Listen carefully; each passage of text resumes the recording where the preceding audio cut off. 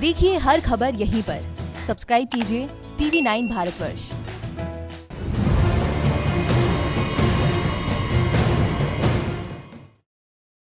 पाकिस्तान में मोदी का खौफ दौड़ रहा है। मोदी की बेटी बटालियन से आतंकी कांप रहे हैं। ये पहली बार है जब LOC पर लेडी आर्मी तैनात की गई है।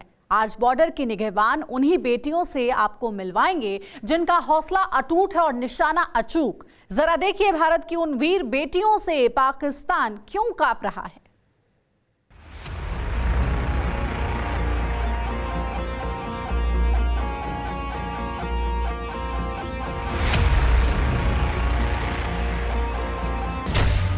मोदी के वुमेन आर्मी से बॉर्डर पर क्यों डरा बाजवा? सरहद पार मोदी की लेडी आर्मी का खौफ क्यों है? मोदी की बेटी बटालियन भाग पाकिस्तान भाग।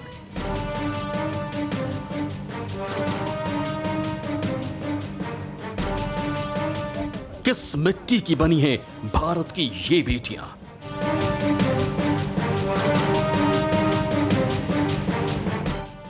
न दुश्मन का डर है, न गोली का डर है, न आतंकी टोली का खौफ है तो वतन पर मर मिटने का जज्बा है, तो देश की सीमाओं को आखिरी सांस तक सुरक्षित करने का जुनून। यह पहली बार है जब LOC की हिफाजत का जिम्मा मोदी की बेटी बटालियन ने संभाला। यह पहली बार है जब भारत की बेटी आंखों से आंखें डालकर पाकिस्तान के आतंकी शैतानों का काल बनेंगी। आज पहली बार LOC पर तैनात मोदी की वुमेन आर्मी का पराक्रम देखिए, जिसके नाम भर से पाकिस्तान कांप रहा है।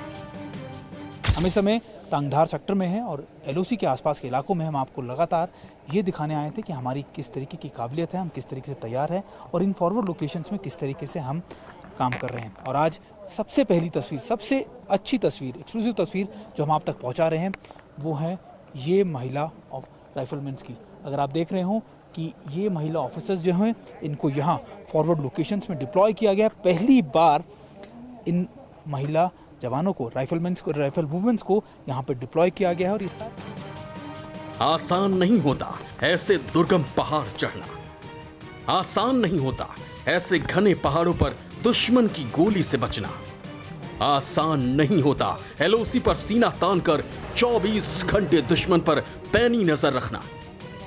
लेकिन असम राइफल की ये महिला सैनिक बिना आंख झपके, बिना थके, बिना कोई गलती किए LOC पर आने वाले हर रास्ते पर चौकस निगाह गड़ाए रहती हैं। म्यांमार सीमा पर वुमेन आर्मी लोहा मनवा चुकी है। LOC पर घुसपैठ और आतंकियों का अंत ये बेटियां करेंगी जिनका हौसला बेजोड़ है और निशाना अचूक। हमारा ड्यूटी यहाँ JNK पे LOC के पास वुमेन्स के थ्रू स्मगलिंग होता है। हम लोग वुमेन को पहले रुकते हैं, फ्रिस्किंग करते हैं, चेक करते हैं ताकि नेक्स्ट टाइम बच्चों या फिर वुमेन्स के थ्रू स्मगलिंग ना हो। हम लोग का रिस्पॉन्सिबिलिटी बनता है कि पहले तो हम लोग लेडीज़ को आने देगा, उसके बाद में बैग चेक करेगा, उसके बाद में लेडीज़ को चेक करने के लिए अंदर में वो फ्रिस्किंग के वो अंदर में जाने देगा। उसके बाद में जो भी हम लोग को डाउट हो जाता है तब तो मैडम या जिसको भी बुला के उसको वो कर लेगा। यानी अब अगर बाजवा के आतंकी बॉर्डर आएंगे तो कान से 2 इंच ऊपर सिर में गोली खाएंगे। असम राइफल की महिला सैनिक तंगधार और कुपवाड़ा सेक्टर में LOC पर तैनात है। ये पाकिस्तान के आतंक का रूट है, तस्करी का रूट है। तंगधार और तितवाल इलाके में भारत के करीब 40 गांव पड़ते हैं। लाइन ऑफ कंट्रोल के पास इस गांवों से ही सबसे ज्यादा घुसपैठ के रास्ते। खतरा फॉरवर्ड पोस्ट पर ज्यादा है। अब बारी उस खतरे को करीब से जानने की थी। अब हम आपको फॉरवर्ड इलाकों का हाल दिखा रहे हैं और मैं इस समय इसी पेट्रोलिंग पार्टी के साथ अब LOC की तरफ मूव कर रहे हैं। तंगधार सेक्टर लगातार जहाँ पे इन्फिल्ट्रेशन बहुत ज़्यादा हुई है, यहाँ से आतंकी घुसपैठ करने की हमेशा कोशिश करते हैं। और इन्हीं इलाकों के अंदर अगर आप, मेरे कैमरा पर्सन आपको दिखाएंगे कि इलाके कितने ज़्यादा मुश्किल भरे हैं, क्योंकि यहाँ पर डिप्लॉय होना भी अपने आप में एक बहुत दिक्कत भरा रहता है। और यहाँ का जो टेम्परेचर होता है वो विंटर्स में माइनस में चला जाता है। 10,000 फीट की ऊंचाई, खून जमा देने वाली सर्दी और जाने कितनी मुश्किलें अंधेरा गहराने के साथ LOC पर अपना सिर उठाकर खड़ी हो जाती। पारा -20 तक गिर जाता, लेकिन असम राइफल की महिला सैनिक टस से मस नहीं होती। न LOC से पल भर के लिए नजर हटती है और न ही इनके रहते कोई घुसपैठिया एक कदम आगे बढ़ाने की हिम्मत जुटा सकता है। हमारा आज मकसद होगा तंगधार, खासतौर पे करीबन 13 से 15 किलोमीटर का जो एलओसी का एरिया है तंगधार सेक्टर का पड़ता है।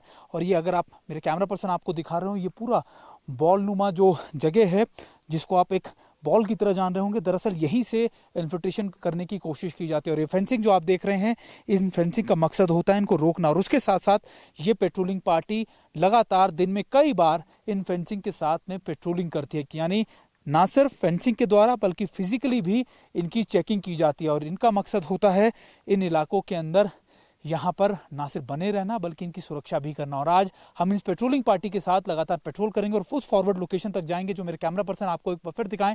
टॉप में आप देखिए कितना डिफिकल्ट टेरेन है। एलओसी पर पाकिस्तान क्या क्या नहीं करता, हथियारों की तस्करी, नशे का कारोबार, घुसपैठ किस किस फिराक में नहीं करता पाकिस्तान। ये एलओसी पर तंगधार की साधना पोस्ट है। ये पोस्ट पहले जम्मू महिला पुलिस के हवाले थी, लेकिन अब असम राइफल की महिला सैनिकों की निगरानी है, जहां महिला सैनिकों की मर्जी के बिना परिंदा भी पर नहीं मार सकता। तंगधार का जो पूरा एलओसी है वो 13 से 15 किलोमीटर का है। और ये नाले जो अगर आप देख रहे हो, यही होते हैं इन्फिल्ट्रेशन रूट, यानी यहीं से घुसपैठ होती है। अक्सर आतंकी चट्टानों से दूसरी तरफ से आते हैं और इन्हीं नालों के सहारे सहारे वो घुसपैठ करते हैं। और उसके बाद उनका मकसद होता है इन्हीं फेंसिंग के थ्रू तंगधार के इस एरिया में, यानी इसके बाद उनके लिए सीधा होता है तंगधार की वो बॉल, यानी वो जगह जिसको हम रिसेप्शन एरिया कहते हैं, जिसको हम ये भी कहते हैं कि यहीं शहरों के अंदर जाके OGWs उनको वहाँ पे रिसीव करते हैं और उसके बाद वो आगे की तरफ मूव करते हैं। तंगधार के ऊपर हमेशा से पाकिस्तान की नज़र रही है, 48 हो, 65 हो, 71 हो। और इसके अलावा हर साल यहाँ पर इन्फिल्ट्रेशन होती है बहुत ज्यादा लेवल के ऊपर। एलओसी की हिफाजत देश की बेटियों के हवाले है, जिनका हौसला पाकिस्तान पर भारी है, जिनकी देशभक्ति से आतंकी शैतानों को डर लगता है और जिनके अचूक निशाने से बचना मुश्किल है। बॉर्डर पर तैनात इन बेटियों को TV9 भारतवर्ष का सलाम, इन बेटियों को देश का सलाम, जिनकी शौर्य गाथा सुनकर पाकिस्तान कांपने लगता है। Sumit Chaudhary, TV9 Bharatvarsh, LOC.